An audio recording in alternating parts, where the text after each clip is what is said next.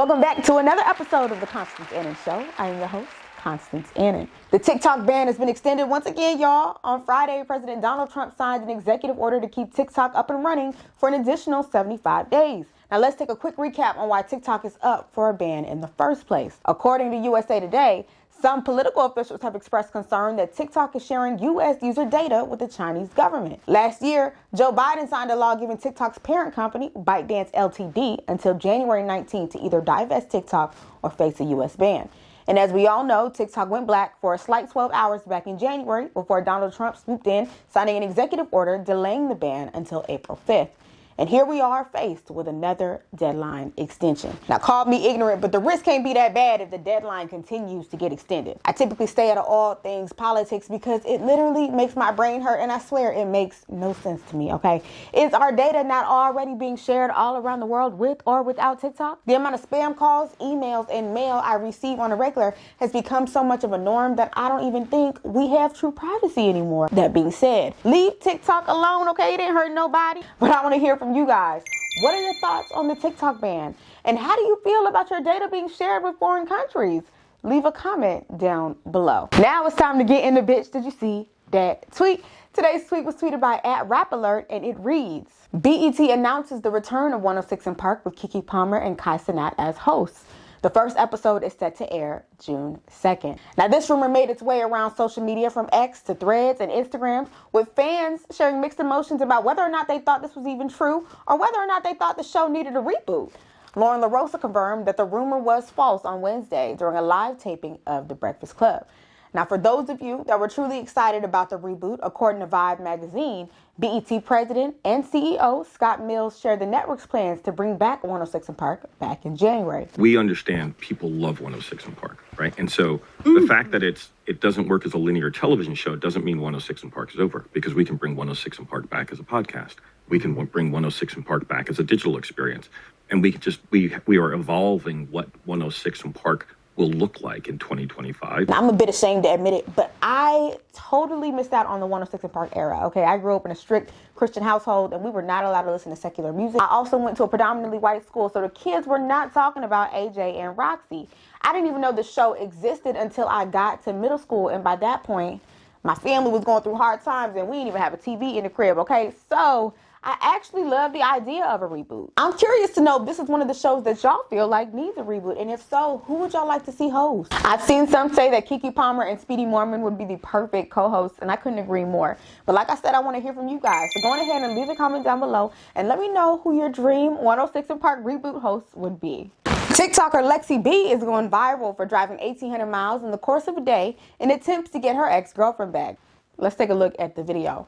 Back in October, my girlfriend packed up all her shit, moved to the West Coast, and broke up with me. In 72 hours, I'm about to drive 1,800 miles in the course of a day to try to go get her back. I don't know the first thing I'm gonna do when I get there, okay? I just know to get her some flowers.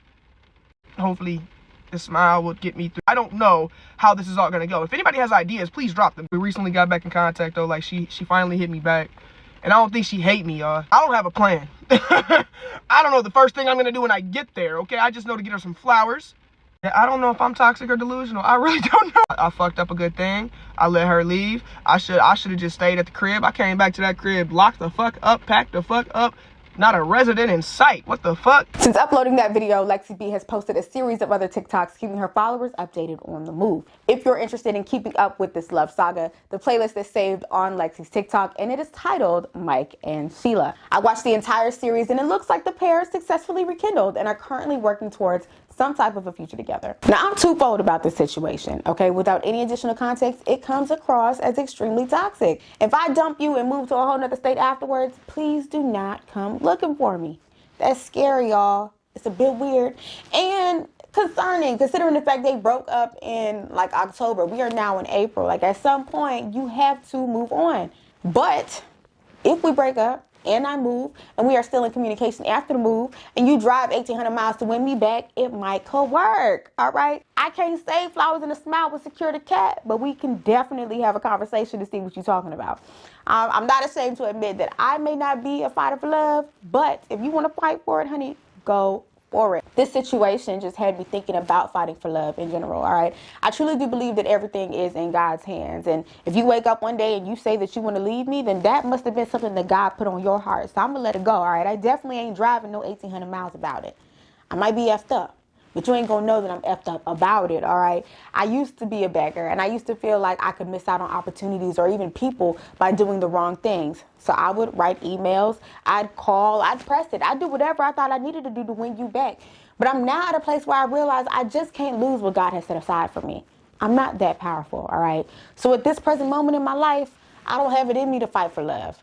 I don't have it in me to fight for a job. I don't have it in me to fight for friends. I don't have it in me to fight for anything. What's mine is mine. And if I remain steadfast in my Bible and in prayer, all things meant for me will find their way to me. And to be honest, y'all, there have been times where I wasn't even heavy in my word like that. And God still made shit shake for the girls. So yeah, no, I'm cool off the chase.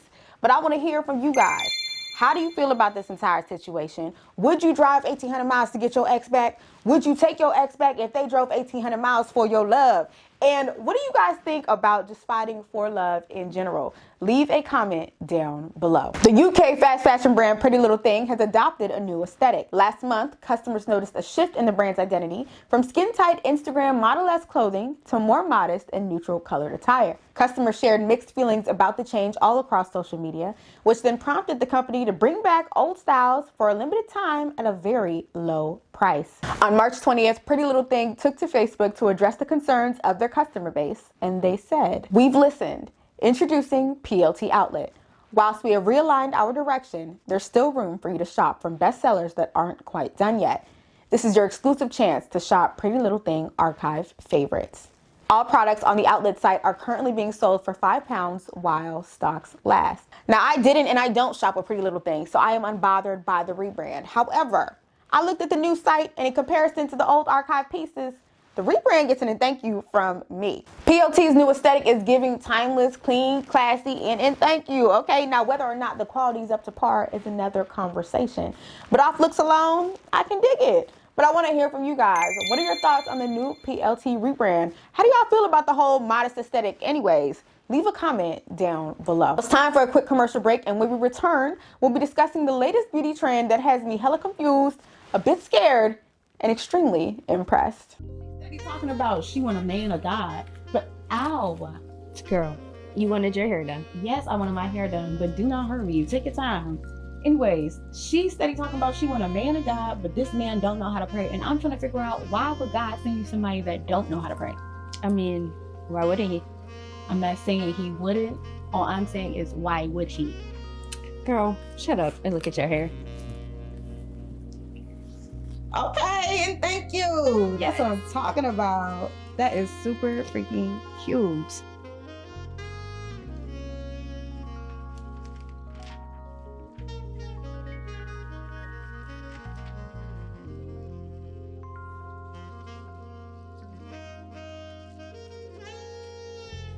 Super cute.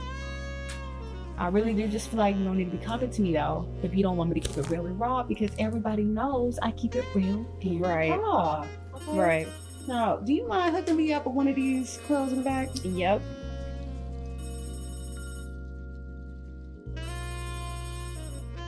You gonna get that? Get me right with my curls, please. Thank you. Got you.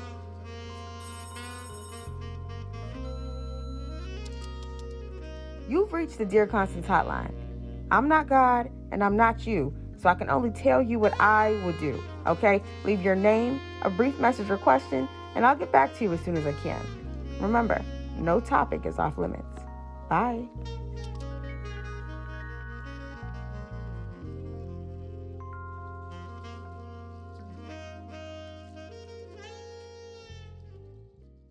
Welcome back, you guys. It is time to get into and thank you. Makeup artists have been going crazy recreating the yarn makeup trend created by Canadian artist Anna Murphy. The trend involves gluing yarn onto your face and painting your makeup bead over top of the yarn. This trend gets an thank you from me. Okay, I have seen a number of recreations and all have been extremely creative. Artists are committing to the challenge in full by incorporating yarn into their hairstyles, outfits, and nails.